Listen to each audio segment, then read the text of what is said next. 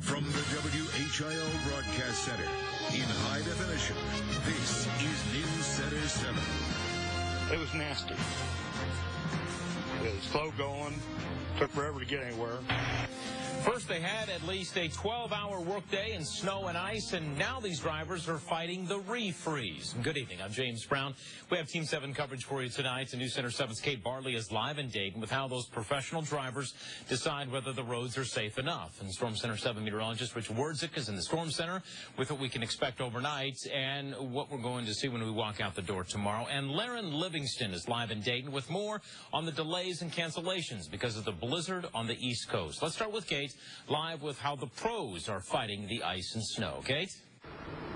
James, most of us know before you drive on a lot of snow or ice, you want to check the tread on your tires. But most of us have just 4 to check. The truck drivers you see at this truck stop have at least 18 to check, and that's just one small part of their pre-driving ritual.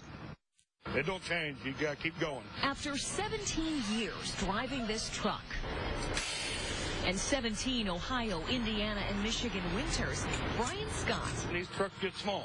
Jokes he's covered more distance in reverse than most people have in drive. I've got a dedicated run, and I've got to be there on time. And it doesn't matter how long it takes. No. During the tough weather, I worry about every one of them. Kevin Birch is president of Jet Express. That's 90 company trucks and 200 owner-operators, all trying to get to and from in one. We call the drivers ahead of time, or the drivers call us. They want to know what the destination, if they have any weather updates, since that's greatly improved over the years. Drivers visually check the trucks every day. In bad weather, they leave earlier. They run a pre-trip to make sure they can safely get out of the yard. And always, when in doubt, you slow down, give yourself a lot more clearance distance between everybody, and watch for people that don't do that. They want to avoid crashes like this one on I-70 in Clark County this morning. A semi slid off the icy road.